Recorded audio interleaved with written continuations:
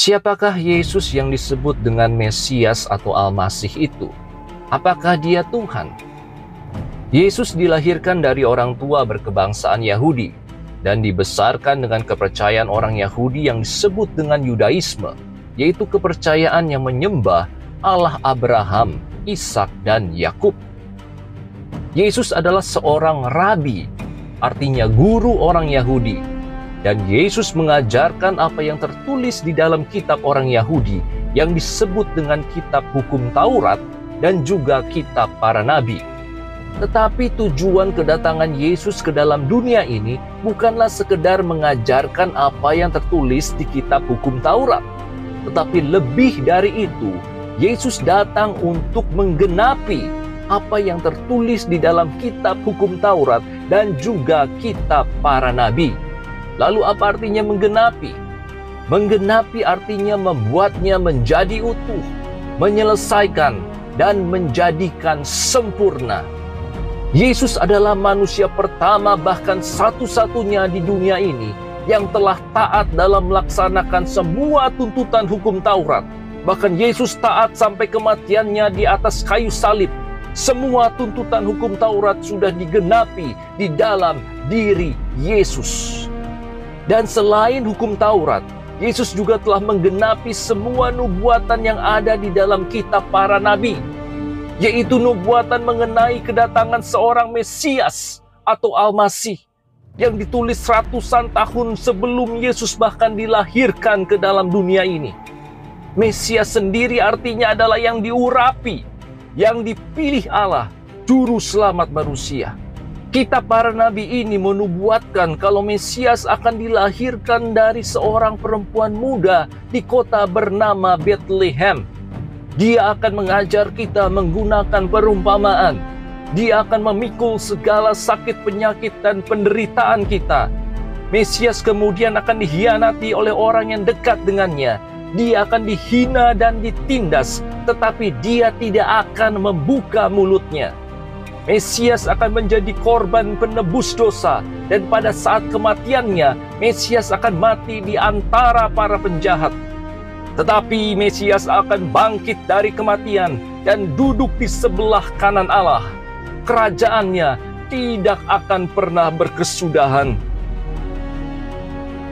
Saudara, melalui kelahirannya, kehidupannya, kematiannya, dan kebangkitannya, Yesus telah menggenapi semua yang tertulis di dalam kitab para nabi tentang dirinya sebagai Mesias.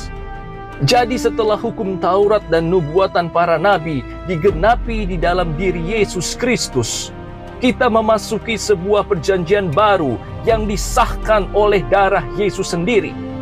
Di perjanjian yang baru ini, Yesus telah menjadi imam besar agung kita.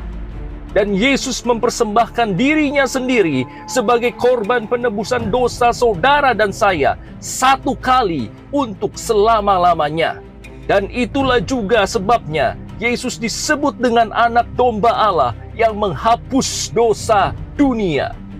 Tuhan Yesus berfirman, "Karena anak manusia juga datang bukan untuk dilayani, melainkan untuk melayani dan untuk memberikan nyawanya menjadi tebusan bagi banyak orang."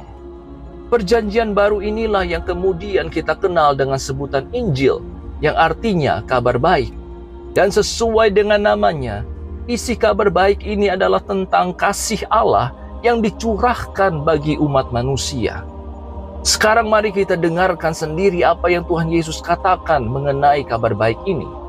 Tuhan Yesus berfirman, "Karena begitu besar kasih Allah akan dunia ini, sehingga ia telah mengaruniakan anaknya yang tunggal, supaya setiap orang yang percaya kepadanya tidak binasa, melainkan beroleh hidup yang kekal."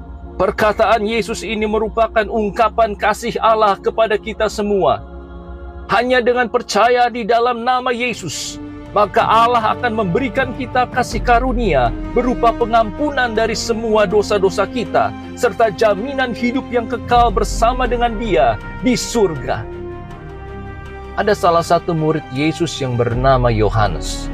Dan Yohanes adalah salah satu dari 12 murid Yesus yang pertama.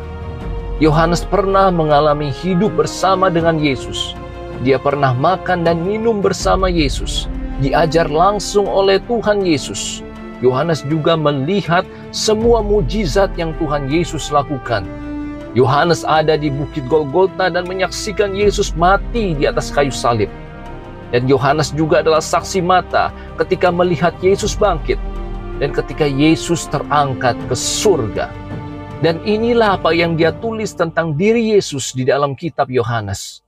Pada mulanya adalah Firman.